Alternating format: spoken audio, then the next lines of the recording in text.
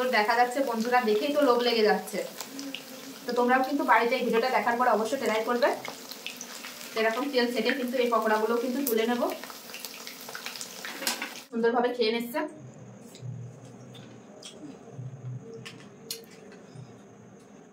নমস্কার বন্ধুরা, তোমাদের সবাইকে অনেক অনেক স্বাগত জানাই বন্যা রান্নাঘরে। আজকে কিন্তু দুর্দান্ত একটা রেসিপি নিয়ে চলে এসেছি। আজকে বানাবো হচ্ছে মুসমুসে চিকেন পকোড়া। একদম দোকানের মতন কিন্তু খেতে লাগবে, কোনো অংশ কিন্তু কম হবে না বন্ধুরা।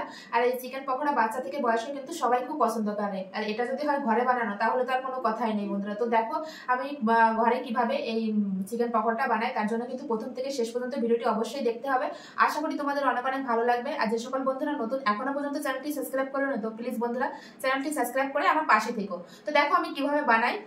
তো তার জন্য দেখো এখানে চিকেন নিয়ে নিয়েছি। তোমরা চাইলে বোনলেস চিকেন নিতে পারো, মতলব হাড় ছাড়া মাংসটা নিতে পারো, কিন্তু আমি হাড় সমেত নিয়েছি। হাড় সমেতও কিন্তু খেতে দুর্দান্ত লাগে, একবার হলেও কিন্তু বাড়িতে ট্রাই করবে। তো এখানে আমি পরিমাণ মতো মাংস নিয়ে নিয়েছি। তোমরা তোমাদের পছন্দ অনুযায়ী মাংস নেবে, কম বেশি বাড়িয়ে নিতে পারো, কমিয়েও নিতে পারো। তো এখানে আমি কিছু মশলা দেবো। প্রথমে দিয়ে দেবো 1 চামচ রসুন বাটা, 1 চামচ আদা বাটা, আর ঝালের জন্য কাঁচা লঙ্কা বাটা।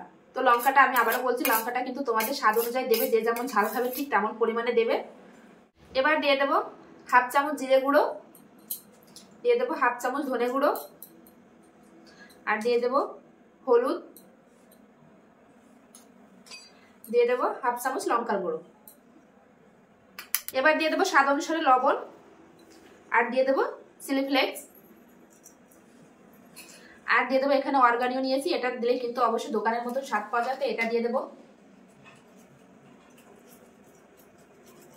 এবার দিয়ে দেবো এখানে 1 চামচ মতো ভিনিগার। তোমরা চাইলে এখানে লেবুর রসও ইউজ করতে পারো, তো আমি এখানে ভিনিগার দিয়ে দিচ্ছি।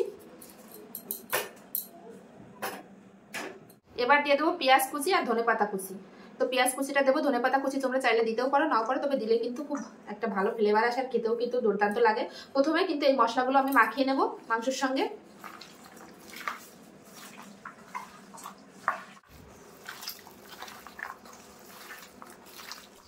মাংসের সঙ্গে কিন্তু মশলাগুলো খুব ভালো করে মিশিয়ে নিয়েছে। আর আমি মাংসের পিসের সাইজটা দেখো ঠিক এরকম করে রেখেছি। তোমরা চাইলে এর সাথে বড়ও করতে পারো বা এর সাথে ছোটও করতে পারো। তো এখন আমি এটা ঢাকা দিয়ে কিন্তু 20 মিনিট রেখে দেবো এভাবে।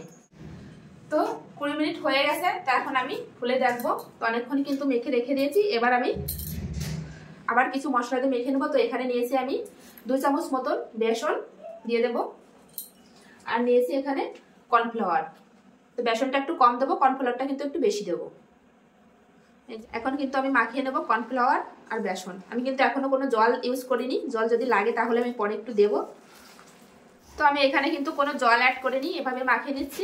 আর বেশি কর্নফ্লাওয়ার দেবো না, বেসন দেবো না, কারণ বেশি মোটা হয়ে গেলে কিন্তু খেতে ভালো লাগে না কোটটা। তো দোকানে কিন্তু একদম পুরোটাই বেসন দেয়, অল্প একটু চিকেন দেয়। তো বাড়িতে যেহেতু বানাচ্ছি সেভাবে আমি কিন্তু অতটা বেসন আর অতটা কর্নফ্লাওয়ার দেবো না। খুব সুন্দর করে কিন্তু আমি মাখিয়ে নিয়েছি। এখন আমি হাতটা ধুয়ে উনুনটা ধরিয়ে নেব। গ্যাসের উপর কড়াই বসে কিন্তু কড়াইতে সাদা তেল দিয়েছি ভাজার জন্য, চিকেন পকোড়াগুলো ভাজার জন্য। আর তেলটাও কিন্তু খুব ভালোভাবে গরম হয়ে গেছে। এবার আমি এই চিকেন যেটা মেখে রেখেছিলাম এখান থেকে পিস পিস করে আমি ছেড়ে দেবো।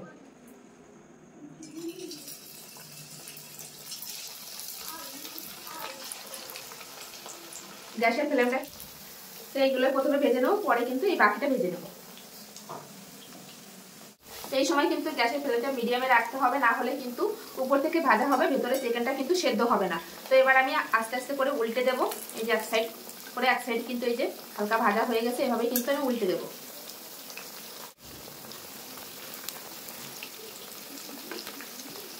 উল্টে পাল্টে কিন্তু আমি লাল লাল করে ভেজে নিচ্ছি। তো দেখো বন্ধুরা কালারটা কত সুন্দর আসছে, দোকানের থেকে কোনো অংশে কিন্তু কম হয়নি, দেখলে তোমরা বুঝতে পারছো।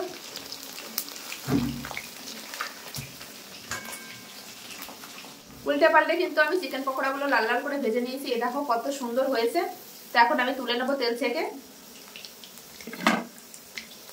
আওয়াজটা শুনেই তোমরা বুঝতে পারছো যে কতটা মুচমুচে হয়েছে।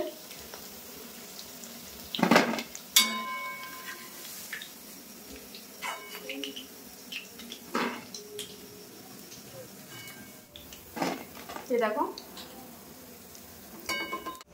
বাকি যে পকোড়াগুলো আছে একইভাবে কিন্তু আমি ভেজে নেব।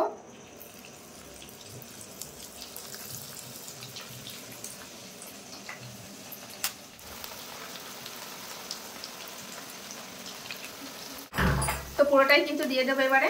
তো এগুলো ভাজা হলে কিন্তু হয়ে যায় সব চিকেন পকোড়া ভাজা। এগুলো কিন্তু এক সাইডে যে হালকা ভাজা হয়ে গেছে, এগুলো কিন্তু উল্টে দেবো। এই যে এই পকোড়াগুলোও কিন্তু উল্টে পাল্টে লাল লাল করে ভেজে নেব।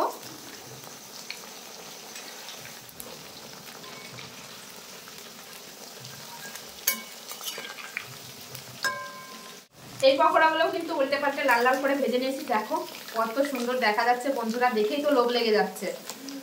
তো তোমরাও কিন্তু বাড়িতে এই ভিডিওটা দেখার পর অবশ্যই ট্রাই করবে। এরকম তেল থেকে কিন্তু এই পকোড়াগুলো কিন্তু তুলে নেব।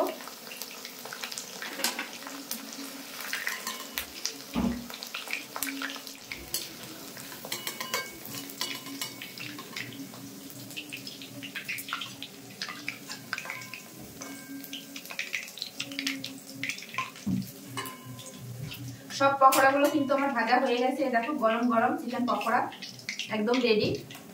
তো এখন খাবো। এক থালা কিন্তু গরম গরম চিকেন পকোড়া রেডি। এটা ঘরে বানানো, বুঝতেই পারছো তো কতটা টেস্টি হবে বন্ধুরা। তো তোমরাও কিন্তু বাড়িতে এরকম ট্রাই করতে পারো, খুবই ভালো বন্ধুরা খেতে। তো আমি এখন খাবো। তো দেখো চিকেন পকোড়া বানিয়ে কিন্তু আমি আর আমার ছেলে বসে পড়েছি এই যে খেতে। এই যে অনেকদিন পরে কিন্তু আমার ছেলে এসে, একটু হাই করে দাও সবাইকে।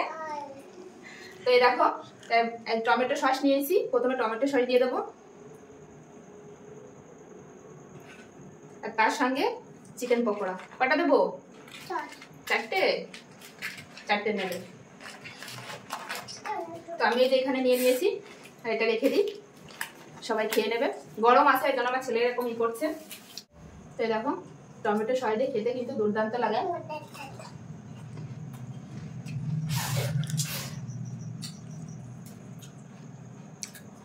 মুচমুচে হয়েছে বন্ধুরা, দোকানের মতন। হ্যাঁ, তো আমি একটা ভেঙে দেখাচ্ছি তোমাদের বন্ধুরা কতটা চিকেন দেওয়া। দোকানে কিন্তু এতটা চিকেন দেওয়া থাকে না, সেই জন্য তোমরা বাড়িতে কিন্তু ট্রাই করতে পারো। এরকম সস দিয়ে খেতে কিন্তু দুর্দান্ত লাগছে বন্ধুরা। আমার ছেলেও কিন্তু খুব সুন্দরভাবে খেয়ে নিচ্ছে।